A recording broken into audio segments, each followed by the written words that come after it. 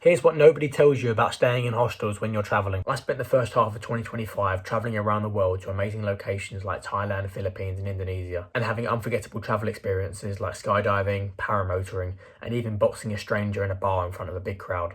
And I've got to say, it was the greatest period of my entire life. Are you thinking about staying in a hostel for your traveling trip? Here's what really happens, the good, the bad, and everything in between. Everybody in hostels is pretty much there for the same thing, to have a good time and to meet people. But day to day, when you're checking into a hostel, it's very easy. It's like a hotel. You go to the main desk, get checked in, get showed to your room, showed to your bed, and you meet the people who's in your room. And you can either be the person in a hostel room who says hello and introduces yourself, or stays in silence and makes it slightly awkward. I always try to say hello to people because you never know who you're going to meet and what thing they might be doing later that you also want to do. You never know what talking to people and doing things and taking actions can lead to. So if you just put yourself out there, the rewards can come. If you're someone who loves hotel rooms or private rooms, of course it's a bit of a change because you're staying in a shared room with loads of other people. That's something you can really get used to enjoying. There are a lot of funny times and a lot of chaotic times and a lot of experiences that happen, and there are a lot of things that you see in hostels, but I really would recommend it if you want a place to meet people and have a good time. So some of the common worries that people experience is, how do I make friends in hostels? From my own experience, literally go and say hello to somebody. In most hostels there's a common area where people are normally sitting around, maybe having a drink, maybe doing an activity. Go and say hello or try and join in with what they're doing. It really takes 2 seconds, and like I say, you never know who you're going to meet and what it can lead to. There's been countless times this year when I've stayed in hostels when I've just said hello to people and I've been with them and spent a lot of time with them for the next few months. There's a Dutch guy called Raf that I met in Phnom Penh in Cambodia, and we ended up being in the same location at every point in Cambodia, and we spent a lot of time together. And that all comes from just saying hello, putting yourself out there, introducing yourself, and not being scared. And even if you are scared, do it anyway, because you always feel better after. Of course it's a scary thing to do something like that, but as soon as you do it, you'll be happy you've done it, I promise you. Many hostels also have activities like group dinners or activities going on during the day that you can sign up for, and these things are often free and it's a great way to meet people. Another common worry is about safety. Oh, what about my stuff? Are people going to steal it? I stayed in hostels for 6 months and not one time did anything get stolen. People even said this to me at the time, and I thought, nobody's stealing from people in hostels. You know, you might get that 1% of people who do, but most of the time everybody's in the same boat and nobody's stealing from somebody in a hostel. People often ask about privacy, and of course you are in a room with lots of other people, but you do have your own bed, you have your own curtain to put across and your own space to put your bag, so it isn't completely with everybody else. Of course it's a different privacy that you get in a hotel or a private room. There's just trade-offs that come with that. You know, if you're in a hotel, you get more privacy, but you get less social interaction. If you're in a hostel, you see people all the time and you're speaking to people, but you got less privacy. And people often say, oh, isn't it too noisy in a hostel? It really depends on where you stay. If you choose a party hostel, then yes, expect it, and expect not to get too much sleep, but that's what you signed up for. So check the reviews and check what area you're staying in to make sure it's not right next to a busy bar street. But there's so many hostels that own a remote location that are private and are quiet and are cheap, so it can really suit all tastes and budgets. And talking about budget, there's so many money saving hacks for staying in hostels. Like I mentioned, there's often free hostel activities, which gives you something to do in the daytime. There's often free group dinners in a lot of places, so that covers a big percentage of your budget. I always saw people working in hostels for a few hours, or even taking people to the next bar off that hostel shuts in exchange for this free food and free accommodation. And for me, hostel life really did become one of my favourite parts about travelling, because of the things you do,